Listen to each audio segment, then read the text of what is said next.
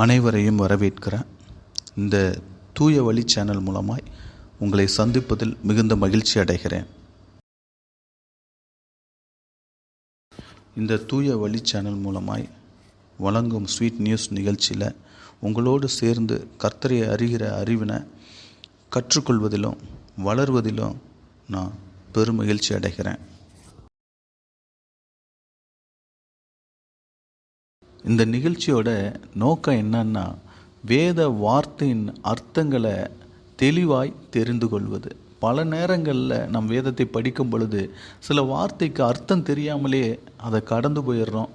அதனால அந்த வேதத்தில் உள்ள நிகழ்வுகளை நம்மளால் புரிந்து கொள்ள முடியாமல் போயிடுது. அப்படிப்பட்ட வார்த்தைகளை கண்டறிந்து அதற்குரிய அர்த்தங்களை தெள்ள தெளிவாய் அந்த வார்த்தையின் பின்னணியத்தோடு நம்ம இங்கே பார்க்க போகிறோம். இது எங்களுடைய ஒரு புதிய முயற்சி. இதனால் பலர் ஆசீர்வதிக்கப்படுவாங்கன்னு நாங்கள் நிச்சயமாய் நம்புகிறோம்.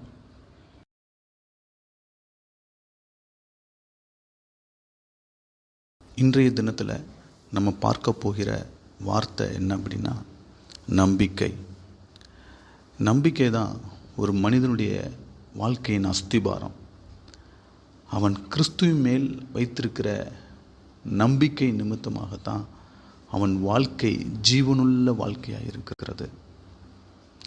இந்த நம்பிக்கைன்ற வார்த்தைக்குரிய அர்த்தத்தை இன்னைக்கு நம்ம பார்ப்போம்.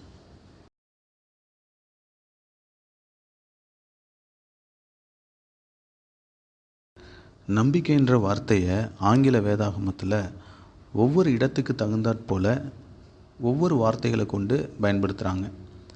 ஹோப்புன்னு பயன்படுத்துகிறாங்க, ஃபெய்த்துன்னு பயன்படுத்துகிறாங்க, ட்ரஸ்ட்டுன்னு பயன்படுத்துகிறாங்க, பிலீஃப்னு பயன்படுத்துகிறாங்க, சில சமயங்களில் பிலீவ்னு கூட பயன்படுத்துகிறாங்க. இப்போது நம்ம இந்த ஹோப்புன்னு பயன்படுத்துகிற வார்த்தைக்குரிய அர்த்தத்தை நம்ம இப்போ பார்க்க போகிறோம். நம்பிக்கை, விசுவாசம் அப்படின்னு சொன்னாலே வேதாகமத்திலிருந்து நமக்கு ஞாபகப்படுத்துகிற ஒரே வார்த்தை எபிரேயர் 11:1. விசுவாசமானது நம்பப்படுகிறவைகளில் உறுதியும் காணப்படாதவைகளில் நிச்சயமுமாயிருக்கிறது. இது ஆங்கிலத்தில் now faith is the substance of things hoped for, the evidence of things not சீன்னு குறிப்பிட்டிருக்கிறாங்க. இந்த வசனத்தில் நம்பிக்கையை ஆங்கிலத்தில் ஹோப்புன்னு சொல்லியிருக்கிறாங்க.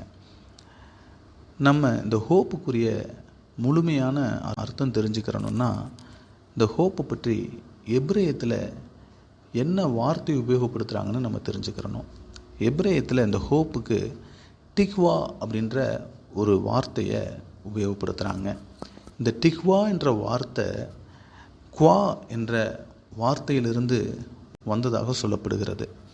அப்போது இந்த குவான்ற வார்த்தையுடைய அர்த்தத்தை நம்ம தெரிஞ்சுக்கிட்டோம்னா டிக்வா என்ற வார்த்தையின் அர்த்தத்தை எளிமையாக புரிஞ்சுக்கலாம். இந்த நம்பிக்கை என்ற இந்த டிக்வான்ற வார்த்தையை நம்ம எளிமையாக புரிஞ்சுக்கிட்டோம் அப்படின்னா, இந்த வசனத்தில் இந்த நம்பிக்கைன்ற வார்த்தை எதை மையப்படுத்துகிறது என்பதை நாம் எளிமையாய் புரிந்து கொள்ளலாம்.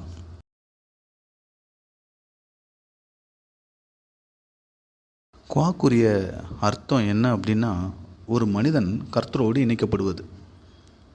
அதாவது சிறுமைப்பட்டவன், மனுஷனால் புறக்கணிக்கப்பட்டவன். அவன் ஆண்டவரை நோக்கி பார்த்து தான் 2 கைகளையும் நீட்டி வானத்துக்கு நேராக உயர்த்தி கர்த்தரை நோக்கி கதரும் பொழுது அவர் அவனை தன்னோடு இணைத்து கொள்கிறாராம். இதுதான் இந்த குவாக்குரிய அர்த்தம்.